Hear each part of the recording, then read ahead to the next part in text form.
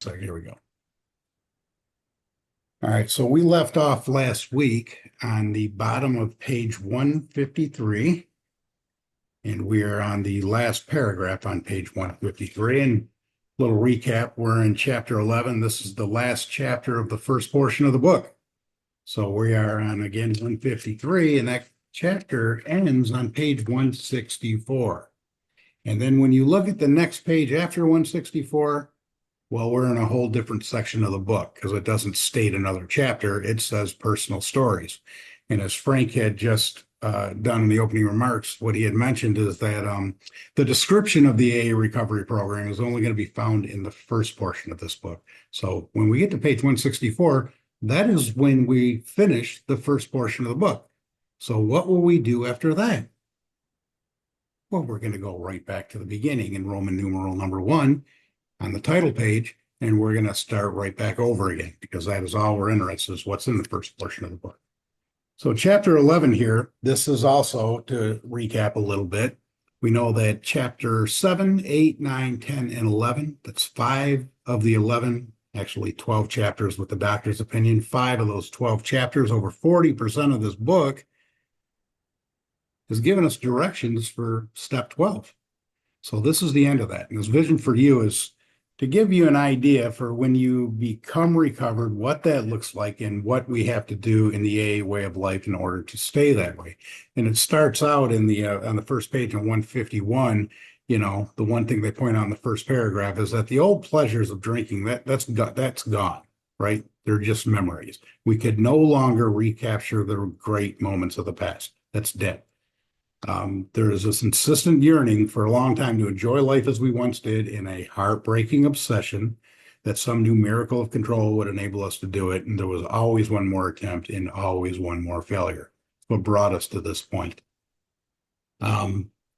We get into a little bit of warning on the bottom of 151 and into 152. They start talking about at the end of the first paragraph on 152. They're talking about they say a guy who is basically sober at the moment, right? And says, "Oh boy, I enjoy life. Everything's wonderful." And says he fools himself because inwardly he'd give anything to take a half dozen drinks and get away with them. Those who have been around for a little while have seen these guys. They're just sober. They're not recovered. Most of them don't even know the concept of what that would even mean to be recovered, because that's not a well-known term for some reason in most AA meetings. Haven't figured out why that is, but that does seem to be the case. So, but it goes into saying that inwardly he'd give anything to take a half dozen drinks and get away with them. This is a guy who's sober. So, and it says that he will presently try the old game again. Why? Why will he pick it up again? And they point it out here by saying he isn't happy about his sobriety. And I go back to, in the doctor's opinion, that's how this whole cycle of addiction starts with every one of us. When we're sober, we're restless, irritable, and discontent. In other words, we're not happy. We're just, and they talk about on page 152, that we are unhappy drinkers will understand this. We're just not happy about our sobriety. And it goes on with this warning saying that he can't picture life without alcohol. Not happy being sober. However, this is the warning, bouncing in and out of AA, which is something that had happened to me. It says someday he's going to be unable to imagine life either with alcohol or without it, because it's going to get so bad with it. And we find that it's so bad without it. And where does that lead us? Then he will know loneliness such as few do.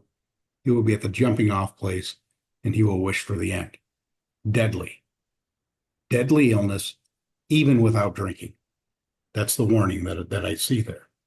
Goes into the next couple of bottom of the page 152, next couple of paragraphs, talk a little bit about this substitute, about this idea, well, they're going to be boring. Is life going to be boring for me, being sober?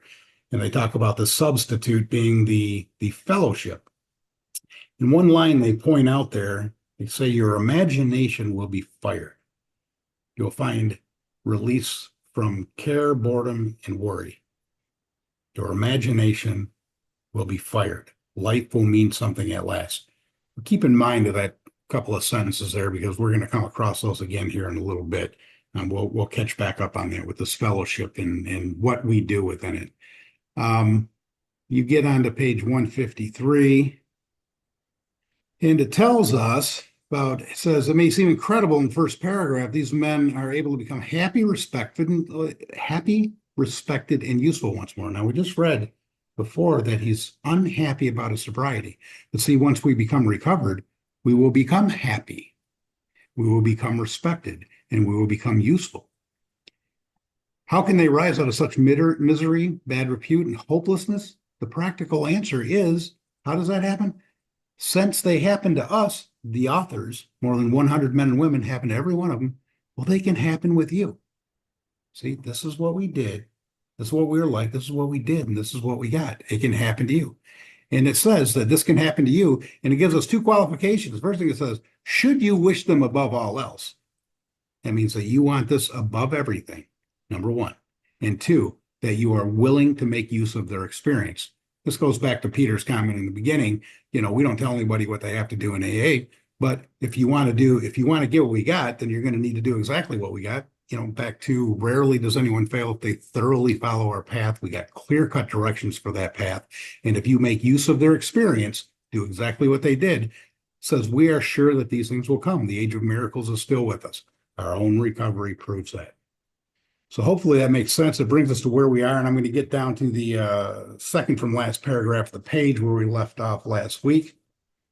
It says, in the chapter Working with Others, that was chapter 7. That was the first chapter we started on that has to do with step 12 of working with others. All this has been about working with others. And we're going to see right here is where it starts. Again, we're looking at a vision for you. This is, you're going to become recovered. And what does life look like recovered? And just watch. We just started this chapter last week. And watch what they start focusing on. It's nothing but continuing to work with others. In the chapter Working with Others, you gathered an idea of how we approach and aid others to health. So this goes back to who approaches who. We are the ones that are approaching the sick people. We approach them and offer them aid, right? Suppose now, through your several families have adopted this way of life, you will want to know more of how to proceed from that point. Perhaps the best way of treating you to a glimpse of your future will be to describe the growth of the fellowship among us. So here's a brief account. So although they're going to be giving us a brief account of the growth of the fellowship, where we're going to start out talking about here really carries on from Bill's story in chapter 1. On page 15, you know, is when they kind of finish up the whole story of exactly what Bill did to recover. And then in the first full paragraph on 15, he talks about him and his wife abandoning themselves with enthusiasm to the idea of helping others to a solution of their problems. And then people remained skeptical for a year and a half.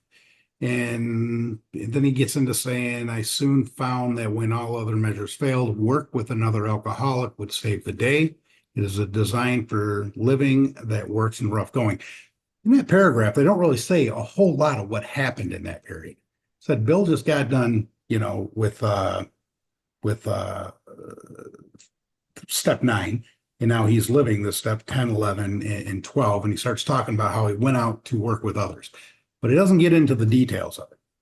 Now, when we get back here to page 153, we're kind of carrying on from that point. We're going to learn about the details of his first working with somebody else after he had recovered.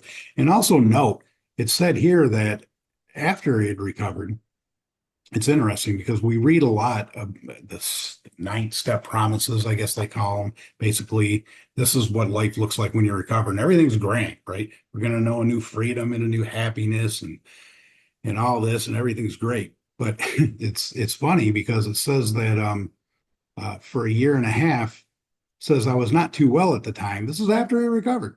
He was plagued by waves of self-pity and resentment after being recovered.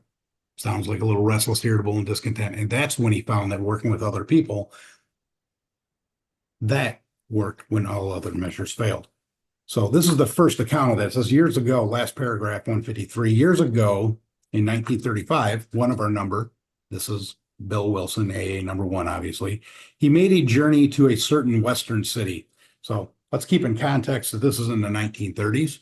Okay, Bill was from New York, over on the East Coast, and really, they didn't look at the West like anything past the Mississippi River. So when you talk about a certain Western city, well, that was Akron, Ohio. So that's not really what we would consider the West anymore, but that's what they're talking about. From a business standpoint, his trip came off badly. He'd been successful in his enterprise. He would have been set on his feet financially, which at the time seemed vitally important. But his venture wound up in a lawsuit and bogged down completely. The proceeding was shot through with much hard feeling and controversy. Bitterly discouraged, he found himself in a strange place, discredited, and almost broke. And sober, by the way. Still physically weak and sober but a few months, he saw that his predicament was dangerous. He wanted so much to talk with someone, but whom? Bill already knew what he needed to do here, right? He's recovered, he's sober, and now he's not feeling good. He's feeling weak, he's getting miserable, and he knows that that's dangerous. And what is he looking for? Someone to talk to. One dismal afternoon, he paced a hotel lobby, wondering how his bill was to be paid. At one end of the room stood a glass-covered directory of local churches. Down the lobby, a door opened into an attractive bar. He could see the gay crowd inside. In there, he would find companionship and release. Unless he took some drinks, he might not have the courage to scrape an acquaintance and would have a lonely weekend. See the insanity starting to creep in here? What did he see inside there? He saw companionship and release. But if I'm going to make some companionship with some acquaintances, it would take a couple of drinks to... Of course he couldn't drink. But why not sit hopefully at a table, a bottle of ginger ale before him? After all, had he not been sober 6 months? Underline this. Perhaps he could handle, say, 3 drinks, no more. There's the insanity that preceded this first drink. No reflection on the consequences. I can handle this. But get this, fear gripped him.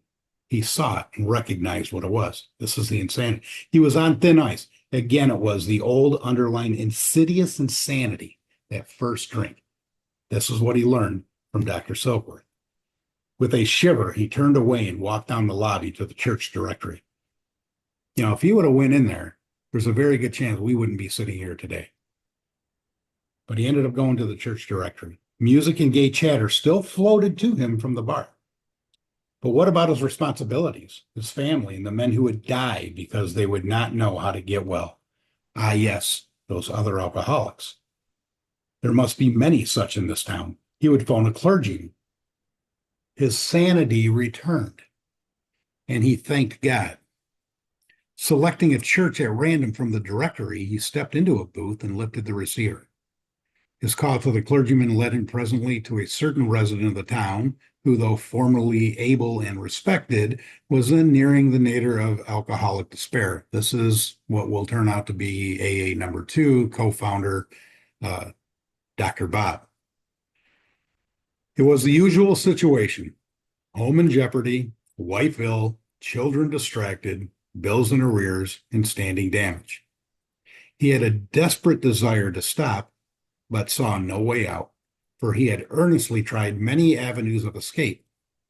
Painfully aware of being somehow abnormal, the man did not fully realize what it meant to be alcoholic. So let's go back to that again, and I would underline that. The man did not fully realize what it meant to be alcoholic. He knew something was messed up because he couldn't stop, and he needed to, and he wanted to, but he didn't know what it meant to be an alcoholic. That is the first thing that we have to learn. Right? That when we are to take step 1 to fully concede to our innermost selves we're alcoholic, we have to know what that means. And that is why that is what the doctor's opinion in the first 3 chapters of this book are for, to give us an understanding, a very clear understanding of what alcoholism is and how it works and what an alcoholic is, so we can determine if we're one. But this is a guy who didn't know what it was. When our friend related his experience, the man agreed that no amount of willpower he might muster could stop his drinking for long. Obviously, he tried. A spiritual experience, he conceded, was absolutely necessary, but the price seemed high upon the basis suggested. So Bill told him what he did. And while I think I need to get the spiritual experience you got, seems like you're asking me to do a lot. So what was he concerned about? He told how he lived in constant worry about those who might find out about his alcoholism. He had, of course, the familiar alcoholic obsession. Remember, that's a persistent, disturbing, not real thought that's in our mind. That few knew of his drinking. He didn't think people knew of his drinking. Why, he argued, should he lose the remainder of his business, only to bring still more suffering to his family by foolishly admitting his plight to people for whom he made his livelihood? He would do anything, he said, but that. So what is he saying he's not going to do? He's not willing to go through step 9. He's not willing to go through to make amends because he's afraid he's going to disclose to the whole town how he's this respected doctor, that he's an alcoholic, and make amends to all these people. Said, I'll do all of it but that. See how that worked out. Being intrigued, however, he invited our friend Bill to his home. Sometime later, and just as he thought he was getting control of his liquor situation, he went on a roaring bender. For him, this was the spree that ended all sprees. He saw that he would have to face his problem squarely, that God might give him mastery. In other words, he was convinced at this point that he is not going to be able to do this on his own. Even trying to do some of the things Bill was trying to teach him, says he was starting to get control over his liquor situation. In other words, he was getting sober for a little while. And then he went on that bender, and he knows why. And he knew what he had to do. And that was step 9. He had to confront his problem squarely if God's going to give him mastery over his problem. One morning, he took the bull by the horns and set out to tell those he feared what his trouble had been. He found himself surprisingly well received and learned that many knew of his drinking. Stepping into his car, he made the rounds of people he had hurt. He trembled as he went about, for this might mean ruin, particularly to a person in his line of business. So remember when we go back, what did we talk about? Where did we just see this at? Back on 153? These things can happen to you, and that's what Bill told him. Should you wish them above everything else and be willing to make use of his experience? He didn't make use of his experience, and he wasn't willing to put it above everything else. He would not make those amends, and he didn't get well until he did. Now he was willing to do whatever it took. That is the amount of willingness that we have to have, willing to do anything. At midnight, he came home exhausted, but very happy. He's not had a drink since. As we shall see, he now means a great deal to his community, and the major liabilities of 30 years of hard drinking have been repaired in 4.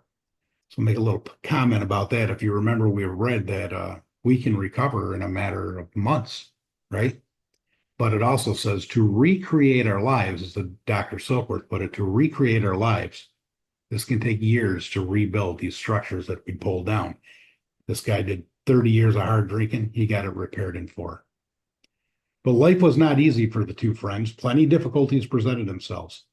Underline this. Both saw that they must keep spiritually active. They got that. We start getting real miserable when we don't. Look at this. This is a vision for you. And this is all we're talking about, is how important it is to work with other people. One day they called up the head nurse of a local hospital. They explained their need and inquired if she had a first-class alcoholic prospect. She replied, yes, we've got a corker. He's just beaten up a couple of nurses, goes off his head completely when he's drinking.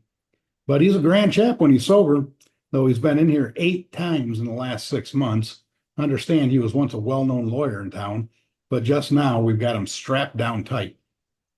Again, I just think about the amount of willingness these guys had. What do you got to do to work with others today? Just show up at an AA meeting. In the beginning of most meetings, they ask, who's new? Anybody here for their first meeting, or anybody here less than 6 months? Somebody raises their hand, you got your prospect right there to talk to.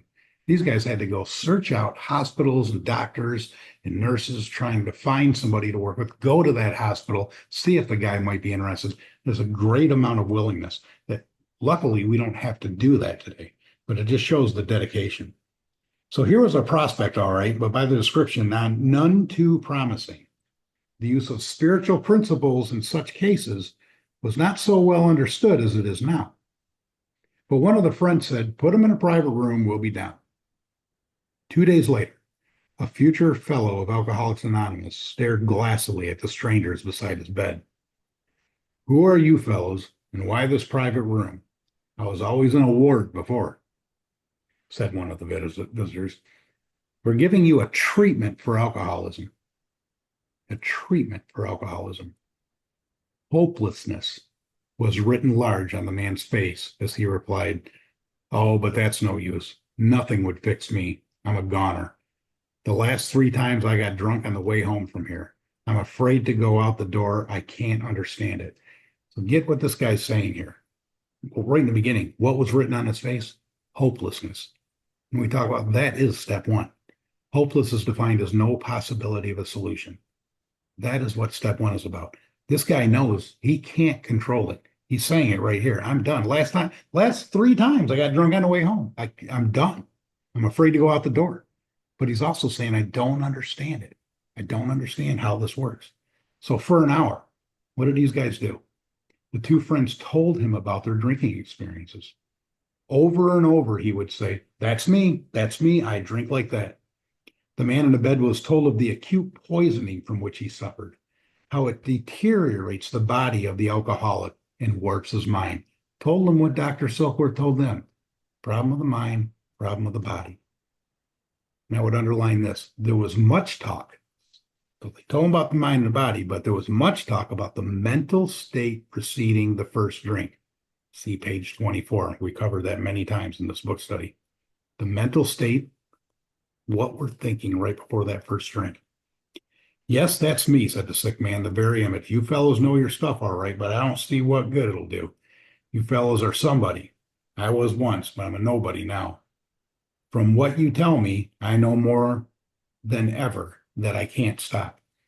If you remember back when Bill met with Dr. Bob, if you remember correctly, when Bill offered him the solution that he got from the Oxford group, Dr. Bob was sorely disappointed because he was already a member of the Oxford group in his town of Akron, Ohio.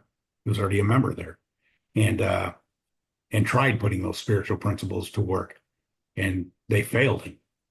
But it goes on to say, but when Bill gave him Dr. Silkworth's description of alcoholism, in other words, when he explained what an alcoholic is that he had learned from Dr. Silkworth, when he explained it, that's when it says that Dr. Bob had a willingness that he'd never been able to muster before. And that's when he got well. And that's what this guy's saying, the same kind of thing. From what you tell me, I know more than ever that I can't stop. I'm convinced I can't stop. At this, both the visitors burst into a laugh. Said the future Alcoholics Anonymous, "Damn little to laugh about that I can see." The 2 friends spoke of their spiritual experience and told him about the course of action they carried out. Told him about the problem, told him about the solution. He interrupted.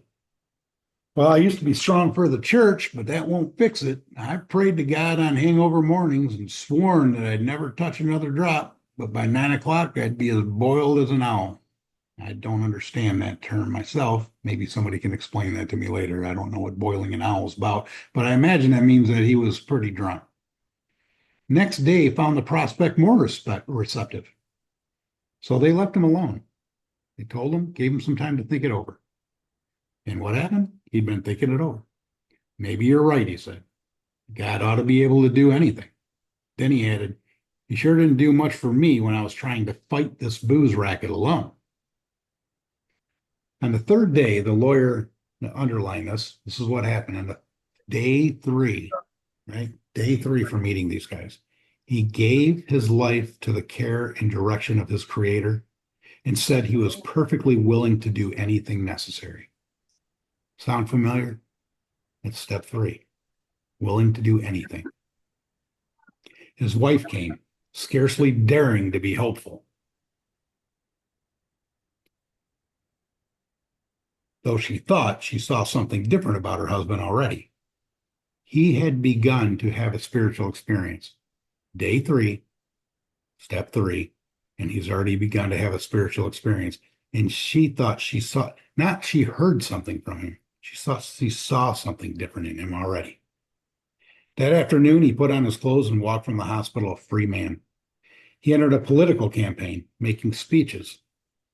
Frequently, men's gathering places of all sorts, often staying up all night. He lost the race by only a narrow margin, but he had found God. And in finding God, he found himself. That was in June of 1935. He never drank again. He too has become a respected and useful member of his community. He's helped other men recover and is a power in the church for which he was long absent. So you see, there were three alcoholics in that town who now felt would underline they had to give to others what they had found or be sunk. They get it. After several failures to find others, a fourth turned up. He came through an acquaintance who had heard the good news. He proved to be a devil-may-care young fellow whose parents could not make out whether he wanted to stop drinking or not. So obviously, didn't we learn that in chapter 7? What's one of the first things we want to do? Find out if the guy wants to quit or not. What's the next thing we do? Talk to the person closest to him. And we want to find out, does he want to drink or not? Does he want to stop drinking or does he not want to stop drinking? They didn't know. They were deeply religious people, much shocked by their son's refusal to have anything to do with the church. He suffered horribly from his sprees, but it seemed as if nothing could be done for him. He consented, however, to go to the hospital where he occupied the very room recently vacated by the lawyer. He had 3 visitors. After a bit, he said, "The way you fellows put the spiritual stuff makes sense. I'm ready to do business. I guess the old folks were right after all." So one more was added to the fellowship. All this time, our friend at the hotel lobby incident remained in that town. He was there 3 months. He now returned home, leaving behind his first acquaintance, Dr. Bob, the lawyer, and the devil-may-care check. These men had found something brand new in life. Though they knew they must help other alcoholics if they would remain sober, that motive became secondary. Get this. We've learned all the way up to now. But what did we learn in the very first sentence in chapter 7, talking about working with others? Practical experience shows that nothing will so much ensure immunity from drinking as intensive work with other alcoholics. Means we have to do that. We have to do it. But what they're saying here is these guys knew that they had to do it, but the had to do it, after a while, it became a secondary motive. It was transcended by the happiness they found in giving themselves for others. They did it because they wanted to do it now. Even though they knew they had to, they want to do it. That's the primary motive that turns up. They found happiness, all that we're looking for, sober and happy. They shared their homes, their slender resources, and gladly devoted their spare hours to fellow sufferers. It was willingness by day or night to place a new man in the hospital or visit him afterwards. They grew in numbers. They experienced a few distress failures, but in those cases, they made an effort to bring the man's family into a spiritual way of living. Oh, I think Frank mentioned something about that in the opening remarks about our way of living has its advantages for all. So even if a guy did not stick with this, they offered the family the spiritual way of living. We've already read this. They were doing this from the very beginning. And what did that do for the family members? It relieved much worry and suffering for them. So a year and 6 months later, we're going to jump ahead. These 3 had succeeded with 7 more. So what do we got? What do we got? It's not called Alcoholics Anonymous at the time. We just got these guys working these principles, and some guys were getting better. Looks like we got 10 of them here, plus Bill, who was in New York, so 11. 11 total. Very early on. Obviously, the book was written when there was more than 100, so this is very early on. And I want to say that because we're going to get into right here their description of what an AA meeting is. And this can become very handy for new people to compare when they walk into a meeting to make sure that it represents what these guys say an AA meeting looked like and what it should look like today. They give us a description of it. And it said, seeing much of each other, scarce an evening passed that someone's home did not shelter. I would underline the rest of this. A little gathering of men and women, happy in their release, and constantly thinking how they might present their discovery to some newcomer. That is an AA meeting. It's a little gathering of men and women who are happy. There's that word again, happy. Happy in their release. It doesn't say that they're sober here. It doesn't even mention sober. They're happy in their release. And what are they doing at that meeting? It says that they're constantly thinking. how they might present their discovery to some newcomer. They're constantly thinking of this, of how they can present their discovery. What is their discovery? A discovery is something that you learn for the first time. What was their discovery? It is how they got well. It is what they did to get well. How can I present that to some newcomer? That's what they're thinking about. So when you go into an AA meeting and you see a whole group of people, and if they look happy, you can check that box off. But then ask yourself, do these people look like they're constantly thinking how they can present what they did to get this way? Or does it look like they're thinking about how they can present that to me? Or are they off in their own little groups and their own little cliques? Because that's what an AA meeting is. It is about presenting this discovery. And now we've got it in a book, precise directions of what they did that we have gone through, and we can present to some newcomer. That is the whole purpose for somebody who has recovered to go to an AA meeting. It is not about going there for me, or it keeps me. It's none of that BS that we hear. It is about finding new people and seeing if they're interested and willing to accept what we have to offer. Right? It says, in addition to these casual get-togethers, it became customary to set apart one night a week for a meeting to be attended by alcoholics. Oh, it doesn't say that, does it? I thought our meetings were only for alcoholics. No, that's not what they're saying. They said that they were having a meeting that was attended by anyone or everyone interested in a spiritual way of life. It's not even for people who want to get sober. It's for anyone and everyone interested in a spiritual way of life. And that is why our meetings are exactly in line with this. We are open to anyone and everyone interested in a spiritual way of life. You have a loved one that wants to learn more about your condition, that's interested, they're more than welcome to join. Anyone who's interested is more than welcome to join. Go ahead. This is a perfect place. I've been waiting for this. At my group, I was talking to some of the people, and I said, anybody can come to our meeting. And they said, oh, you mean the open meeting? I said, no, it tells us in the big book. And they said, yeah, but what about the third tradition where it says membership, or the only requirement is a desire or a willingness to stop drinking? Well, we just read everything that there is in this book about a meeting. And I don't see anything in here about an open meeting or a closed meeting or a member or a membership or anything like that. And all I know is that what they tell us here is two things in this book. And we can talk about this more afterwards because we are on a recording still here.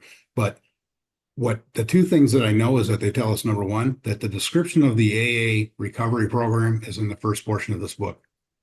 So everything that we need to, and if you thoroughly follow what they did, it'd be rare for you to fail. These are clear-cut directions. Alcoholics Anonymous is the first portion of this book. So what that is also going to infer is that anything else outside of the first portion of this book, it's not Alcoholics Anonymous. It's not what they needed to do in order to recover. And that's all that we're interested in, is getting back to, and I was thinking about this actually even the other day. You know how we go into looking at the Ford, the second edition in 1955, they did that little survey, and it seems from what they say that they had a recovery rate of, at minimum 75%. Sounds like a lot, but then I started thinking about that. But then why would they say in chapter 5, rarely does anyone fail if they thoroughly follow our path? 75%. To me, does not sound like it's rare. I don't know the definition of rare, and I don't know what the percentage would be, but I think it'd be a lot lower, or the percentage of recoveries of failures would be more than just the 25%. The recovery rate of 75% means 25% failed. Well, that doesn't sound like rare. But the more I think about that, when they wrote this book and they wrote chapter 5, well, that was just prior to 1939. That was just the first 100. By the time we got to Ford, the second edition, I forget how many groups, and we can look back at it, but there were a hell of a lot of groups, and there was a hell of a lot of members because it had been 16 years since the book was written. And when the book was written, remember, there were only 3 meetings. They were in Akron, They were in uh, New York, and then we had another one in Cleveland. That's all we had. But this book went out all over the country. So people were picking up this book, and then they were finding people in hospitals and started their own meetings. And, maybe a little watering down process may have happened at that point where it brought it down to stuff. Because we know today, we've talked about this incessantly, we don't have a 75% recovery rate. We don't have anywhere near a 75% recovery rate. I don't know what it is, and I'm not going to claim to know, but every time that we talk about this, everybody agrees that ain't 75%. Well, they said it was rare for anyone to fail when they were doing what they were first doing in 1939. 75% recovery rate in 1955. Sounds like it went down. What that tells me is if we don't water this down, if we do exactly what they did and ignore everything else, right, then we will get exactly what they got, and it'll be rare for us to fail.